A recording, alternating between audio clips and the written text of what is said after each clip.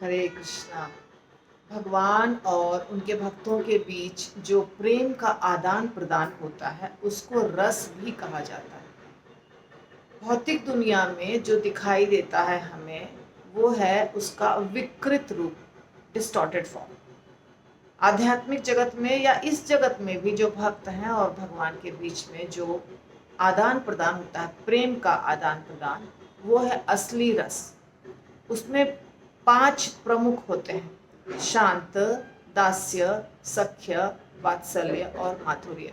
शांत यानी भगवान की पूजा करना, दास्य उनकी सेवा करना, चरण कमलों की सेवा इत्यादि। सख्य यानी भगवान को मित्र मानना, वात्सल्य भगवान को बच्चा मानना, खुद को माता पिता की तरह रखना, और माधुर्य भगवान और उनके प्रेमी भक्त यानी जैसे गोपियाँ और कृष्ण थे, ये जब आपस में आदान प्रदान करते हैं, जैसे गोप बालक और भगवान आपस में खेल कूद रहे हैं,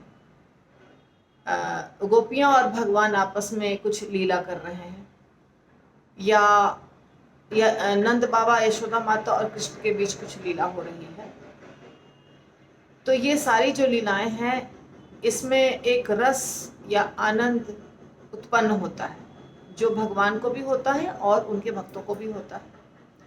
जब इस आनंद के बीच में कुछ बाधा पड़ जाती है तो ये एंजॉयमेंट जो था, ये रस जो था, वो बंद हो जाता है बीच में, क्योंकि बाधा आ गई। हम एंजॉय कर रहे थे, हम आनंद ले रहे थे, बीच में बाधा आ गई, तब प्रकट होता है गौण रस। गौण रस कितने होते हैं? जैसे क्रोध आ जाना, भय हो जाना, तो क्रोध, भय, चोट लगना, आघात पहुंच जाना, ये सब गौण रस कहलाते हैं। मैं आपको इनके नाम भी बताती हूँ।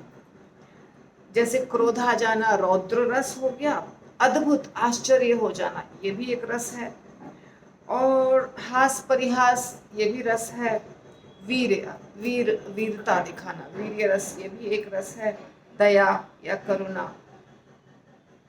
भय, भयानक रस, और विभत्स को आघात भी कहते हैं। तो ये 7 गौण रस है। तो 7 गौण रस कब प्रकट होते हैं? जब प्रमुख रस के आस्वादन में कुछ बाधा उत्पन्न होती है। तो इस प्रकार टोटल 12 रस, उसमें 5 प्रमुख और 7 गौण। इन्हीं रसों का विकृत रूप इस दुनिया में दिखाई दे रहा है, जिसको हम भोगने की कोशिश कर रहे हैं और भोग नहीं पा रहे हैं, क्योंकि ये वास्तव में भगवान और भगवत धाम में जो जीव रहते हैं या यहाँ भी जो भगवान के भक्त हैं उनके बीच में होना चाहिए। उनके बीच के आदान प्रदान को रस कहते हैं। तो हम जो कोशिश कर रहे हैं रस को प्राप्त करने की, इंद्रिय तृप्ति के माध्यम से, वो गलत जगह कोशिश कर रहे हैं, इसलिए हमें नहीं मिल रहा है।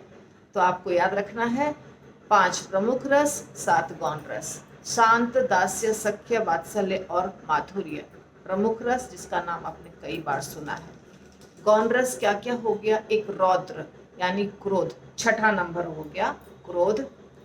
रौद्र, रौद्र या क्रोध एक ही रस का नाम है। 7वां नंबर हो गया अद्भुत, अद्भुत यानी आश्चर्यजनक कोई चीज। 8वां हो गया हास्य, हास्य यानी मजाक, हंसी मजाक। 9वां हो गया वीर, वीर यानी कि गुस्सा दिला करके जब लड़ाई झगड़ा शुरू हो जाता है, वहाँ वीर रस का प्रदर्शन करते हैं भगवान, वो वीर रस।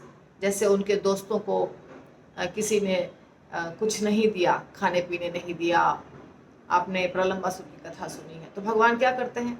वो सब राक्षसों का वध कर देते हैं, वीरता दिखलाते हैं, लड़ाई करते हैं। तो वीर रस। दया, करुणा, कहीं दया भी प्रकट करते हैं भगवान। और भयानक या भय, भय उत्पन्न होता है, भयानक, वो भी एक रस है।